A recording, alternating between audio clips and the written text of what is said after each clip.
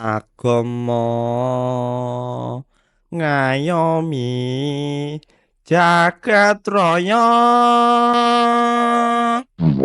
Bro, what the Lu ngapain sih?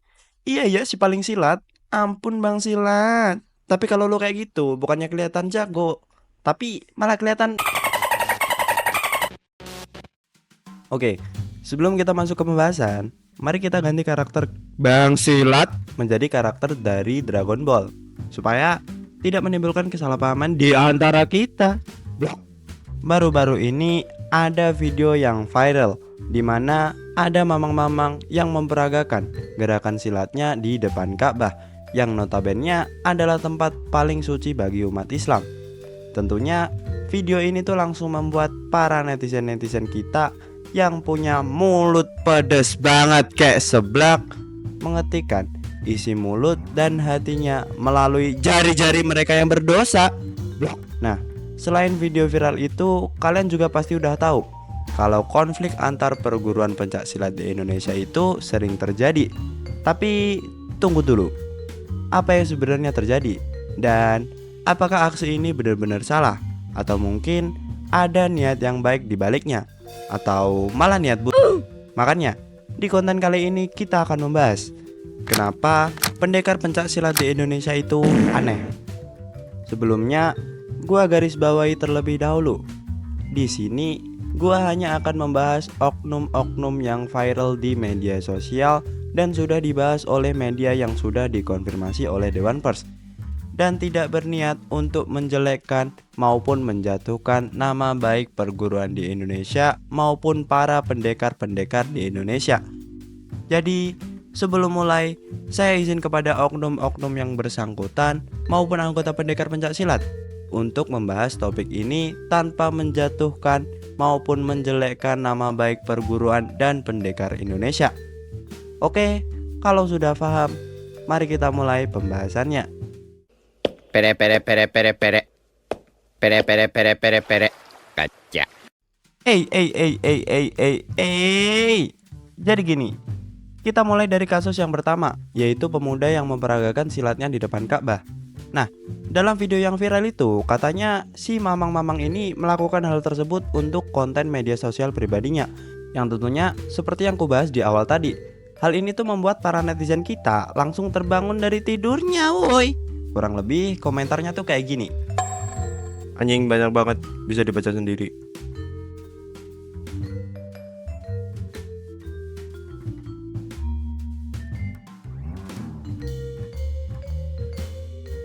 Nah, ternyata setelah ku cari info-info dari orang yang aku kenal, katanya gerakan yang dilakukan oleh si mamang-mamang ini adalah gerakan dari perguruan IKSPI yang notabene adalah komunitas silat besar di Indonesia. Kalian juga bisa lihat dari komentar ini yang saya ambil dari TikToknya Solo Post Official. Anjing banyak banget, bisa dibaca sendiri. Tapi gua garis bawahi lagi bahwa apa yang dilakukan ini adalah aksi individu, bukan mewakili seluruh komunitas atau perguruan bela diri tersebut. Sekarang mari kita bahas sedikit soal perguruan bela diri IKSPI, tempat mamang-mamang ini berasal. IKSPI atau Ikatan Keluarga Silat Putra Indonesia yang terpusat di sebuah kota Jawa Timur, tepatnya di Kota Madiun. IKSPI adalah salah satu perguruan terbesar di Indonesia. Didirikan dengan tujuan melestarikan silat sebagai warisan budaya. IKSPI dikenal luas karena disiplin dan nilai-nilai luhur yang mereka ajarkan kepada anggotanya. Namun, seperti organisasi besar lainnya, selalu ada resiko dari aksi individu yang tidak mencerminkan nilai-nilai perguruan. Dalam IKSPI, adab dan penghormatan menjadi pilar utama. Anggotanya diajarkan untuk menghormati guru, lingkungan, dan sesama manusia.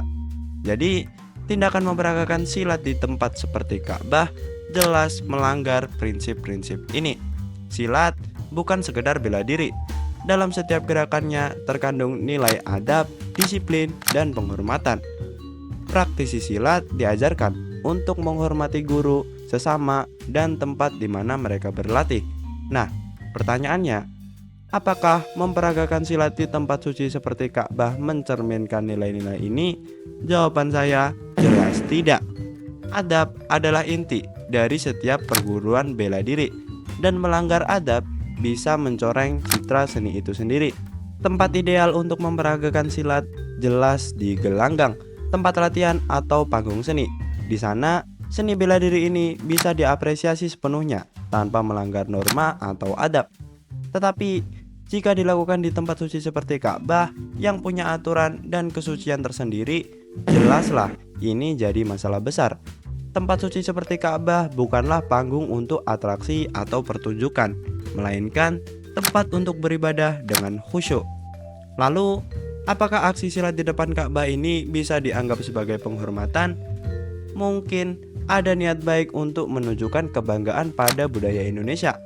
Akan tetapi, tanpa memahami konteks tempat, aksi ini justru terkesan seperti ketidaktahuan adab, bukannya ekspresi dari seni itu sendiri. Budaya dan agama harus berjalan beriringan, bukannya saling bertabrakan. Ka'bah adalah pusat dari ibadah umat Islam di seluruh dunia. Tempat ini bukan hanya simbol kesucian, tetapi juga tempat yang penuh adab. Dalam Al-Quran surat Al-Hajj ayat 32, Allah berfirman, "Dan barang siapa mengagungkan syiar-syiar Allah, maka sesungguhnya itu timbul dari ketakwaan hati." Menghormati Ka'bah berarti menjaga kesuciannya, baik secara fisik maupun perilaku. Adab di sekitar Ka'bah sangat ditekankan. Jamaah dianjurkan untuk menjaga perilaku, berpakaian sopan, dan fokus pada ibadah. Tindakan seperti atraksi atau pertunjukan tentunya tidak sesuai dengan tujuan tempat ini. Contohnya, melontarkan doa dan zikir dianggap sebagai bentuk perilaku yang pantas. Nah, sementara atraksi fisik seperti silat tentunya jelas melanggar norma itu sendiri. Untuk kita semua, kejadian ini adalah pengingat untuk selalu berpikir sebelum bertindak, terutama di era media sosial ini. Penting untuk kita memahami dampak dari setiap tindakan, bukan hanya untuk diri kita sendiri, akan tetapi juga untuk komunitas atau bangsa yang kita wakili. Bagi perguruan bela diri, kejadian ini bisa menjadi momen refleksi untuk memastikan anggotanya memahami nilai-nilai yang dianjurkan, termasuk adab dan etika di ruang publik. Pere pere pere pere pere. Pere pere pere pere pere. Kaca. Selain kasus itu tadi, konflik antar perguruan silat di Indonesia pastinya udah nggak asing buat kita. Contohnya, seperti konflik antar perguruan silat seperti PSHT dan PSHW di Madiun yang seringkali berujung pada kekerasan fisik. Kekerasan yang dilakukan bukan secara individu melainkan kelompok dengan tindakan seperti penganiayaan, pengeroyokan, dan perusakan. Peristiwa konflik kekerasan ini mengukuhkan Madiun sebagai kota konflik, dan di Jawa Timur panjang September hingga Oktober 2021, sebanyak 72 oknum anggota perguruan pencak silat ditangkap oleh kepolisian terkait kasus kekerasan secara bersama-sama. Dari total tersebut, 53 pelaku berusia dewasa dan 19 orang masih anak-anak. Serta di Banyuwangi, bentrokan antara perguruan silat Pagar Nusa dan PSHT di Dusun Sukamukti, Desa Sukorejo, Kecamatan Bangorejo mengakibatkan kerusakan pada satu musola dan 5 rumah warga. Masyarakat yang rumahnya menjadi korban perusakan rata-rata ekonominya kurang mampu, sehingga mereka kebingungan untuk biaya perbaikan. Dan data yang saya peroleh dari Pangdam 5 Brawijaya menunjukkan bahwa sejak tahun 2021 hingga 2023 terjadi sekitar 400 konflik antar perguruan silat maupun antara warga dengan perguruan silat di Jawa Timur. Angka ini jelas menunjukkan bahwa masalah ini bukanlah masalah yang kecil. Konflik ini seringkali berakar dari fanatisme yang berlebihan dan kurangnya pemahaman tentang nilai-nilai luhur silat. Padahal silat mengajarkan penghormatan kepada guru, sesama, dan lingkungan. Akan tetapi di lapangan kita sering melihat bagaimana fanatisme mengalahkan nilai-nilai tersebut. Penyebab perilaku-perilaku aneh tadi yang pertama adalah fanatisme yang berlebihan. Kecintaan yang mendalam terhadap perguruan tanpa disertai pemahaman yang benar dapat menyebabkan tindakan yang merugikan diri sendiri dan orang lain. Fanatisme ini seringkali mendorong anggota untuk melakukan tindakan agresif terhadap perguruan lain yang dianggap sebagai saingan atau ancaman. Yang kedua, kurangnya pendidikan nilai.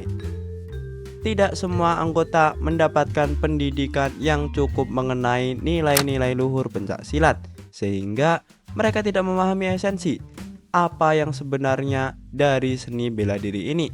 Akibatnya, mereka lebih rentan terpengaruh oleh provokasi dan lebih mudah terlibat dalam konflik. Yang ketiga, pengaruh lingkungan sosial dan ekonomi. Lingkungan dengan tingkat pendidikan yang rendah serta tingginya angka pengangguran dapat mempengaruhi perilaku individu. Tekanan dari kelompok atau komunitas dapat mendorong individu untuk melakukan tindakan yang tidak sesuai dengan nilai-nilai pencak silat. Yang keempat, persoalan personal. Persoalan pribadi yang dibawa ke dalam perguruan dapat memicu konflik internal maupun eksternal. Hal ini seringkali diperparah dengan adanya fanatisme kelompok yang berlebihan, sehingga konflik pribadi berkembang menjadi konflik antar kelompok. Tentunya terdapat dampak negatif dari konflik itu tadi. Yang pertama, citra negatif pencak silat. Konflik kekerasan antar perguruan dapat mencoreng citra pencak silat sebagai seni bela diri yang mengajarkan nilai-nilai kesopanan, kedisiplinan, dan rasa hormat. Hal ini dapat menghambat upaya untuk melestarikan dan meningkatkan prestasi seni bela diri pencak silat di mata masyarakat yang luas. Yang kedua, perpecahan komunitas. Konflik ini menciptakan perpecahan dalam komunitas pencak silat dan menimbulkan dendam serta persaingan yang terus-menerus, sehingga merusak persatuan dan solidaritas yang seharusnya menjadi bagian integral dari komunitas seni bela diri ini. Yang ketiga, kerusakan fasilitas umum dan rasa tidak aman. Bentrokan antar perguruan seringkali menyebabkan kerusakan pada fasilitas umum dan rumah warga, serta menimbulkan rasa tidak aman di masyarakat. Hal ini tentunya berdampak negatif pada kehidupan sosial dan ekonomi masyarakat setempat. Yang keempat, penurunan minat terhadap pencak silat. Citra negatif dan konflik yang terus berlanjut dapat menurunkan minat masyarakat untuk mempelajari pencak silat yang pada akhirnya mengancam kelestarian seni bela diri ini sebagai warisan budaya Indonesia. Jika kita lihat lebih dalam, kedua kasus ini sebenarnya mencerminkan masalah yang sama, kurangnya pemahaman dan penerapan nilai-nilai dasar dalam silat, baik aksi viral di depan Ka'bah maupun konflik antar perguruan. Keduanya itu menunjukkan bagaimana adab dan penghormatan seringkali terabaikan. Aksi di depan Ka'bah mungkin dilakukan dengan niat baik untuk mempromosikan budaya Indonesia, tetapi tanpa memahami konteks tempat, niat baik tersebut justru menjadi masalah. Di sisi lain, konflik antar perguruan mencerminkan bagaimana fanatisme bisa merusak nilai-nilai luhur yang diajarkan dalam seni bela diri ini. Untuk upaya penyelesaian dan pencegahan dapat dilakukan dari poin-poin yang saya sebutkan ini. Yang pertama, pengembangan identitas sosial. Membangun identitas sosial yang positif di kalangan anggota perguruan dengan menekankan nilai-nilai persaudaraan, toleransi, dan saling menghormati antar perguruan. Hal ini dapat dilakukan melalui kegiatan bersama yang melibatkan berbagai perguruan untuk mempererat hubungan dan mengurangi prasangka. Yang kedua, penyehatan kondisi sosial. Meningkatkan kondisi sosial anggota perguruan melalui pendidikan dan pelatihan yang dapat meningkatkan keterampilan dan peluang kerja, sehingga mengurangi faktor eksternal yang memicu konflik. Selain itu, program-program yang mendorong partisipasi positif dalam masyarakat dapat membantu mengalihkan energi anggota ke arah yang lebih konstruktif. Anjing banyak banget, bisa dibaca sendiri. Pere pere pere pere pere. Pere pere pere pere pere. Kaca. Oke, kesimpulannya, Pencaksilat adalah salah satu kekayaan budaya Indonesia yang tidak hanya mencerminkan keindahan gerak, tetapi juga filosofi hidup. Namun, perilaku aneh atau kontroversial dari sebagian oknum anggota perguruan mencoreng nilai-nilai luhur ini. Masalah ini bukan hanya tanggung jawab perguruan, tetapi juga seluruh elemen masyarakat, termasuk pemerintah dan aparat penegak hukum. Dengan pendidikan nilai yang lebih baik, penegakan disiplin yang tegas, dan kerjasama antar perguruan, konflik dapat diminimalisir dan citra positif pencaksilat sebagai seni bela diri yang bermartabat dapat kembali ditegakkan.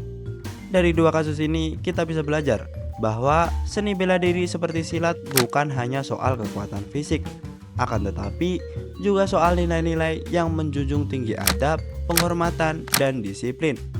Mari kita jadikan ini sebagai pengingat untuk terus melestarikan budaya kita dengan cara yang benar dan penuh penghormatan. Dan ingat, konten yang baik bukan hanya soal viral, akan tetapi juga soal dampak positif yang bisa diberikan kepada orang lain. Jika pembahasanku agak ngelantur, mohon maaf. Ya mohon maaf.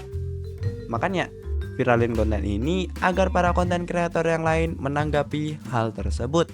Jika ada yang ingin kalian tambahkan atau diskusikan tentang kejadian ini, tulis di kolom komentar. Dan jangan lupa klik karena gua udah jelasin, woi. Dan sampai jumpa di video berikutnya. Oke, see you and goodbye.